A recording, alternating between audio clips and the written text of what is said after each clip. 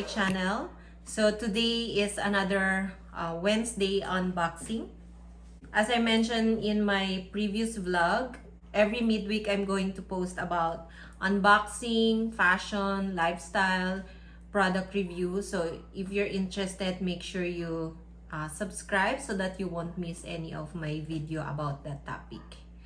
Okay, so for today, special tong i-unbox ko kasi personalized. So para sa hindi nakakakilala pa sa akin, mahilig talaga ako mag-tea. So mahilig din ako mag-collect ng mga teapots, ng mga teacups. So yung mga cute na teacups and teapots. So yun, gustong-gusto ko talaga yun i-collect.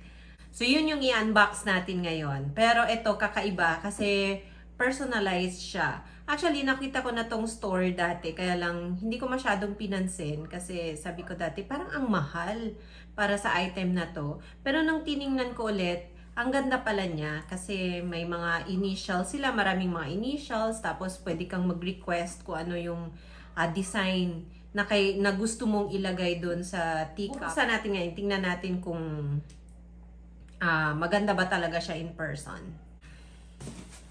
And here's the box.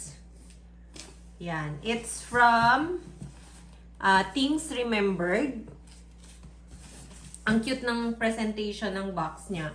May paribon pa siya. Ayan o. Sobrang ganda.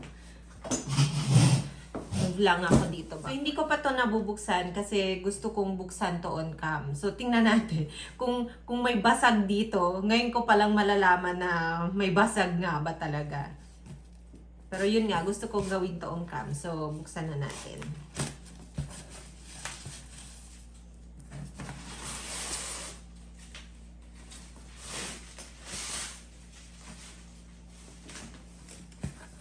So, dalawa actually yung item na binili ko sa store nila. Yung isa, magugulat kayo. Yung isa maganda rin. Dupe siya ng gustong-gusto kong handbag from this very, very expensive na brand.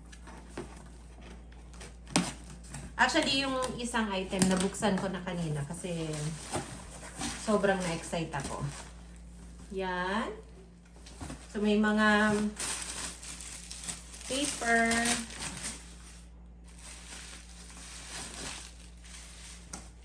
So, meron pang ganito.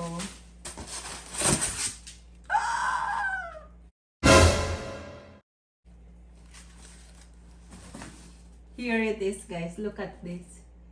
So pretty. Oh my gosh. So nice.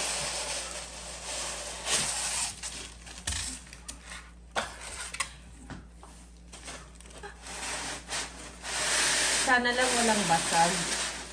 Mukha namang hindi mababasag kasi sobrang ganda ng packaging. Oh my gosh. Over the top yung packaging. Okay. So, ito muna yung titingnan natin. So, as I mentioned earlier, teacups nga ito. Pero personalized teacups. So, meron silang tatlong color sa ganitong design.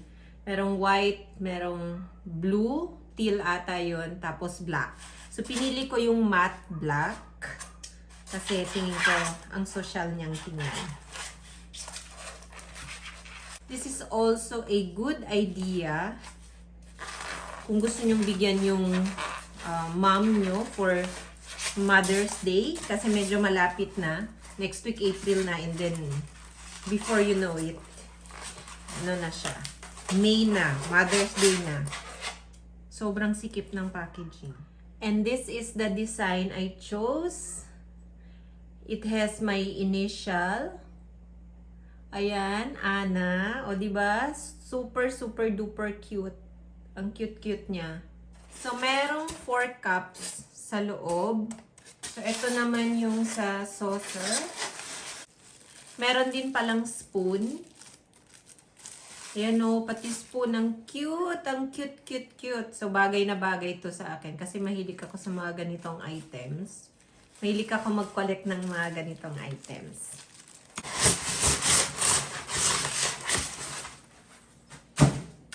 And then, here's the rack. So, meron actually siyang 6 na sabitan. Pero 4 lang kasi yung item na cups. So, kasyang 6. So, ibig sabihin, bibili pa ako ng 2. Joke lang. Pati yung rack, sobrang sturdy. Mukha siyang matibay. So, here's the cup. And here's the saucer. Super cute! Oh my gosh! Ayan. So, di ba? Social. So, magtiti kayo.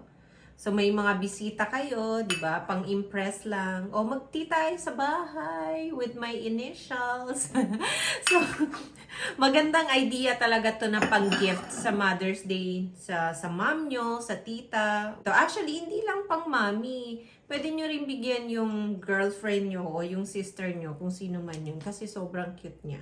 O di kaya yung sarili nyo. Bigyan nyo na lang yung sarili nyo. Okay. Next item is this one. So, ang ganda rin ng packaging. Black ang paper bag. Tapos, may initials pa nila dito. Things Remembered. PH. May binigay pa siyang mask holder. So, kapag lalabas kayo, ilagay nyo lang, ayan o, ilagay nyo lang lahat ng mask dyan. Tapos, ilagay nyo sa bag. Diba? Ang cute. Thank you, seller. I really appreciate that small touch. And inside the dust bag, ayan yung dust bag cloth. And then, again, they have their initials here. Things Remembered PH. Actually, no. Things Remembered Bespoke. Pero yung website talaga nila, Things Remembered PH. Hindi na ganito yung itsura ng plastic kasi binuksan ko na. Pero kanina sobrang ayos to. Sobrang ganda. And here's the handbag. Alam nyo na ba kung anong brand na sinasabi ko kanina na super duper expensive? Diba? Yan, kung alam nyo na, hindi ko na sasabihin. Ayan, so yung handbag din nila, pwede nyo rin lagyan ng initials dito. Pwede nyo, yung maximum letter na pwedeng ilagay is up to 3 letters. Pero hindi na ako nagpalagay ng initials kasi ayoko ng initials sa bag. Kasi ang ganda na niya na plain.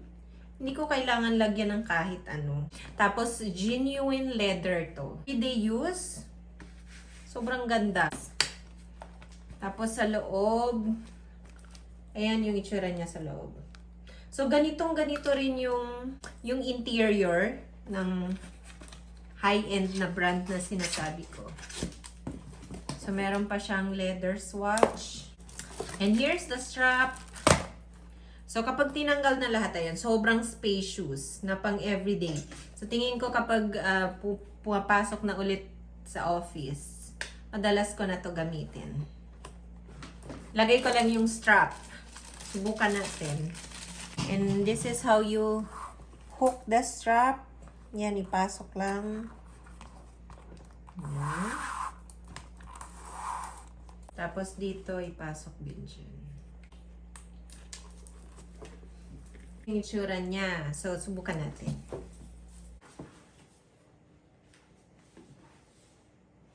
Ang cute, diba? So, pwede siyang pang casual. Pwede pang jeans, pang mall, or pang office. Hindi rin siya yung super loud. Kasi nga walang kahit ano, walang brand o kahit ano. Yung high-end na sinasabi ko, meron siyang nakalagay dito, pero ito wala.